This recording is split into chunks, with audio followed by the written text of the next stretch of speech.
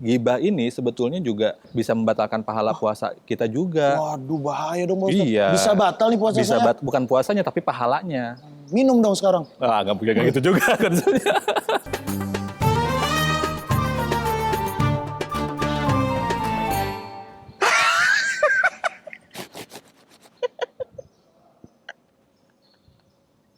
Iya kan, gue bilang. Kenapa kok kayak seneng banget ketawa-ketawa ngeliatin HP? Ini Pak Ustadz, si Rina pulang malam mulu. Mana Aduh. kalau pulang jalannya mundur Pak Ustadz. Waduh. Kocak. Kok jadi malah gibah ini? Aduh. Nyebutin nama lagi. Iya ya. Nggak boleh dong. Kita kan lagi puasa nih Mas Ibdi nih. Inisialnya RA. Aduh. Tetap nggak boleh Pak Ustadz. Nggak boleh. Apalagi Ya kalau saya Allah. tahu. Yang boleh itu kalau nggak nyebutin namanya. Oh. Tapi dengan asumsi yang diajak ngobrolnya nggak tahu. Tapi kalau nggak nyebutin namanya, tapi yang diajak ngobrolnya tahu, itu juga nggak boleh tuh kalau gibah tuh. Tapi kan saya nggak gibah ngomongin pakai mulut Pak Ustadz. Saya ngetik tadi. Nah, WA ya kan? Iya. Kalau dilihat dari itunya emang beda, tapi dari segi prinsipnya itu sama. Kalau gibah itu kan yang intinya adalah kita ngomongin seseorang, mau lewat mulut, mau lewat tulisan, yang keluarnya kata-kata, yang kalau orang itu tahu, dia akan kesinggung. Nah, itu nggak boleh. Itu di Al-Quran juga udah ada tuh, di surah Al-Hujurat tuh ayat 12. Ya ayyuhalladzina amanu jtanibu katsiran minadz-dzanni inna ba'dadz-dzanni ismun wala tajassasu wala yaghtab ba'dukum ba'dza.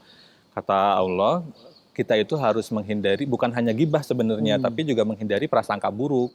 Dan disuruhnya itu menghindarinya juga kasiron, sering-sering. Berarti indikasinya apa tuh? Apa tuh Pak Ustadz? Indikasinya kita sering suudzon kepada orang. Makanya Allah bilang harus sering-sering husnudzon, harus sering-sering untuk menjauhi suudzon.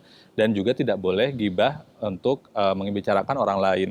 Itu bahkan di analogikannya itu kayak kita makan daging saudara kita sendiri. Itu kan kita jijik kan?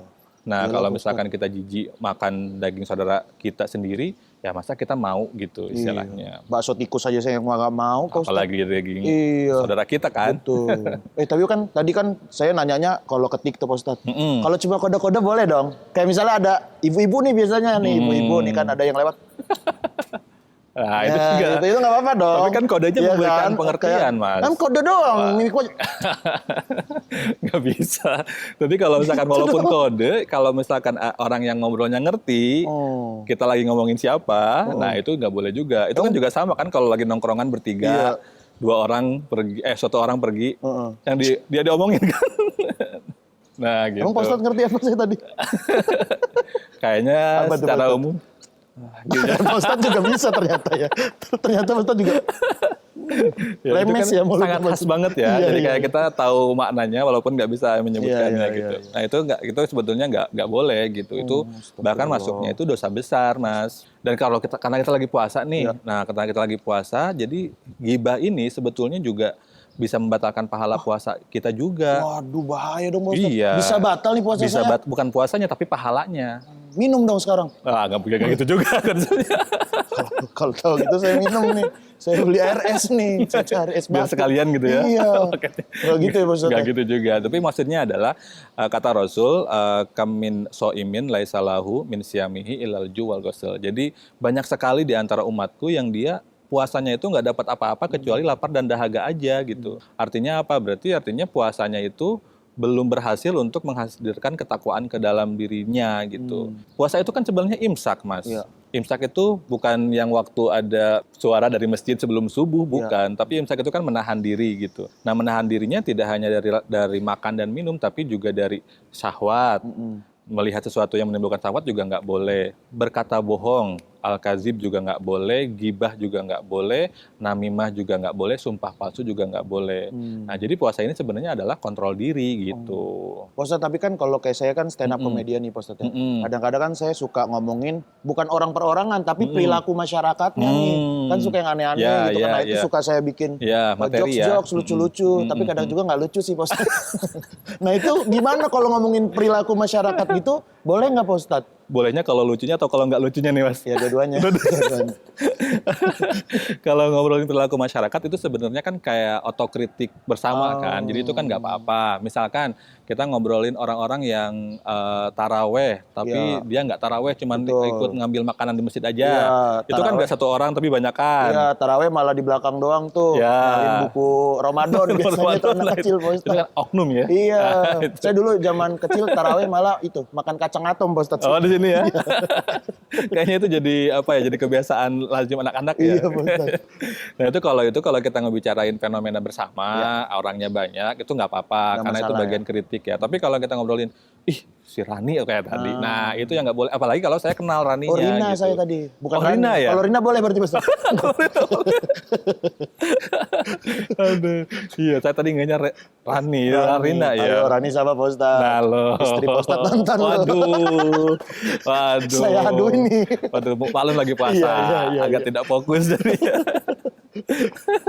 Berarti nggak boleh ya Pak Ustadz ya? Ya nggak boleh gitu. Jadi kalau gibah ya sebenarnya kan tujuannya adalah biar kita muncul saling percaya satu sama lain kan. Kalau misalkan kita punya teman yang deket tapi kita tahu bahwa ada kemungkinan dia ngobrolin kejelekan kita di belakang kita kan akhirnya kita mau percaya siapa Mas? Akhirnya kan. Nah makanya Rasul bilang nggak boleh gibah. Kalau misalkan ada kejelekan orang lain ya lebih baik sampaikan dengan cara yang baik. Falyakul khairan aw liyasmut. Komunikasikan dengan cara yang baik sehingga dia bisa tahu apa yang salahnya. Kalau gibah kan sebenarnya kita nggak berusaha menyelesaikan masalah atau ngasih masukan kan. Kita inginnya memuaskan diri dengan menjelek-jelekan orang, dengan harapan kita jadi merasa lebih baik dengan tahu orang lain lebih baik. Hasrat doang jelek. sebenarnya ya. Hasrat nggak menyelesaikan apapun ya Pak Ustadz. Betul, nggak menyelesaikan apapun. Nah satu lagi nih Pak Ustadz. Kan saya kan udah suami istri nih Pak Ustadz ya. Saya istri, ada suami nggak ada. Bercanda Pak Ustadz. Saya suami gitu.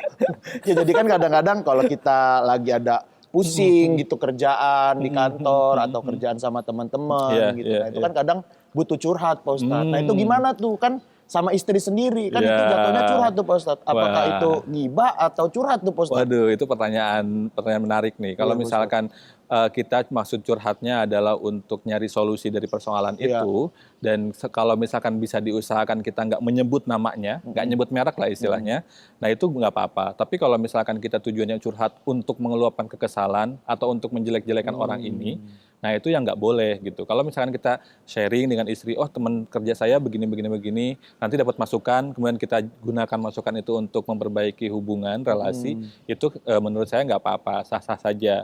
Karena para sahabat juga kadang-kadang ketemu Nabi, wahai Nabi, sahabat ini begini, itu gimana ya? Nah itu kan bukan menjelekkan sahabatnya, tapi nyari kira-kira caranya. Gitu. Nah betul, solusinya gimana gitu. Nah berarti kalau Rina tadi biar nggak jalan mundur gimana Pak Ustadz? Biar dia jalannya maju Pak Ustadz. Jangan butuh ke dokter gitu ya. Lagian dia ngapain jalan mundur ya Pak Ustadz? Pak Ustadz ngomongin orang. Nah, aduh. Enggak ya Pak Ustadz. Jadi malah ngikut. Suka ngikut gitu soalnya kan.